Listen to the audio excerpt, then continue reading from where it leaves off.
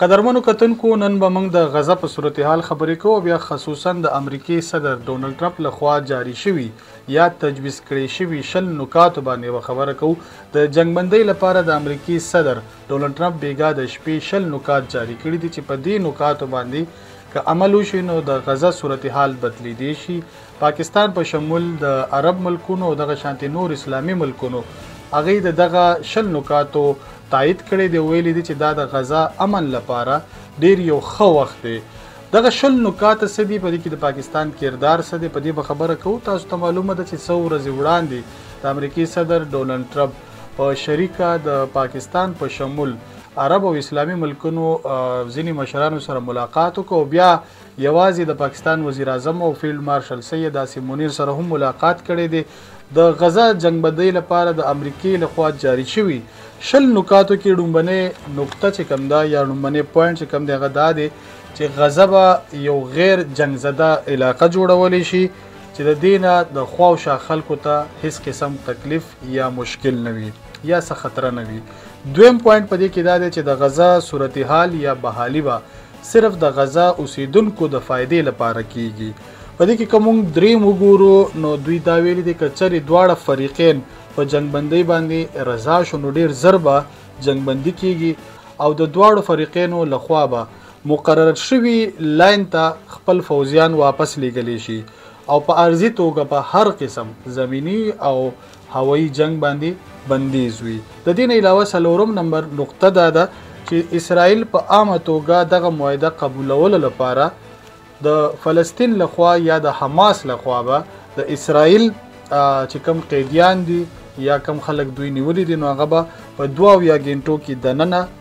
خوشي کولی شي، یا کم قیدیان مړه شوي دي نو د هغې لاشونه به واپس اسرائیل ته ورکړی کیږي. 5مه نقطه دا ده چې د قیدیانو رهایي وروستو به اسرائیل 250 عمر قید سزا یافته چې کوم د حماس ډلې خلک دي نو هغه به خوشي کولی شي او د دې نه علاوه 1900 گرفتار شوي عام فلسطینیان به هم خوشي کولی شي او اسرائیل به د هر یو د اسرائیل چې کم قیدیان دي د هغې په خوشي کولو به 15 چې کم د غزه مسلمانان یا فلسطینیان شهیدان شوي د هغې بقایاجات یا ډیډ باډیز چې کم دي هغه به واپس کولی شي. د دې نه علاوه د قیدیانو واپسۍ وروستو چې کومه 8مه نمبر نقطه ده نو هغه دا ده چې د قیدیانو واپسۍ وروستو به حماس د ډلې چې کم ارکان دي یا کم د هغې غړي دي یا کم د هغې مجاهدین دي نو د هغې کسانو ته به عامه معافي ورکړي نو د هغې کسانو ته به عامه معافي ورکړی کیږي، خو شرط په دای چې هغې به هیڅ قسم جنګ نه کوي، هغې سره چې کومه اسلحه ده کم هتیار دي هغه به غورځوي او هغه هتیار به چې کوم دی هغه به ختمی. 9مه نمبر نقطه دا ده چې د معاهدې وروستو به غزه کې د انساني بحالۍ بنیادي ډانچه دغه شانتي د خوراک څښاک د سیوریج د اوبو د دې ټول انتظامات به د 19 جنوري کال 2025 معاهدې د سوري لاندې کیږي. 8مه نمبر نقطه دا ده چې دغه امداد به یا د دې تقسیم به اقوام متحده د اقوام متحده ایجنسیانی یا بین الاقوامی ادارې کوي. د دې نه علاوه به د یو فریق هم دی کې هیڅ قسم مداخلت نه وي. مونږ په 9مه نقطه خبرو کو نو 9مه مهمه نقطه دا ده چې په غزه کې به یو ټیکنوکریټ غیر سیاسي عبوري حکومت جوړولی شي، کم به چې نړیوال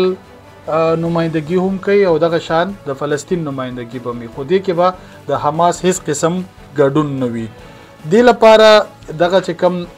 حکومت به جوړیږي نو دا به د بورډ آف پیس چې کم په نړیوال سطح جوړ کړی شوی دی د دې نگرانی به بورډ آف پیس کوي او د دې طریقه کار به چې کم دی هغه به هم دوی واضحه کوي. 10مه نمبر نقطه دا ده چې د ټرمپ د پالیسۍ لاندې بعد غزه کې د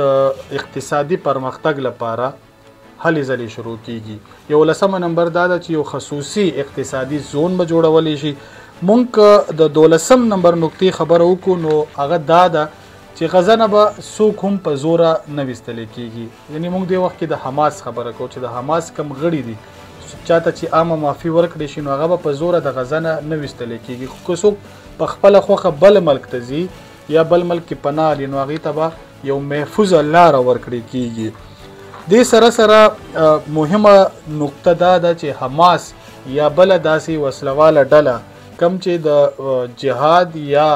بل داسې پسنوم باندې جنگ کوي نو هغې ته به د حکمرانۍ کې شرکت یعنې حکومت کې به ګډون نه ورکړی کېږي.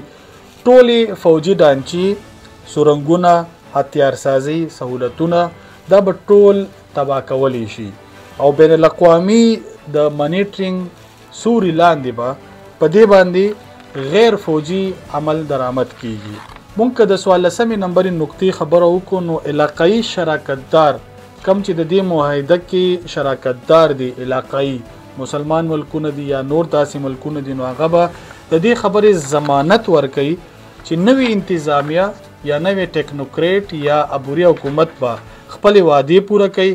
او غزه به یو داسې ځای جوړولی شي چې د هغې نه چاته هم خطره نه وي. دې سره سره د امریکې او علاقایي او بین الاقوامي شراکتدار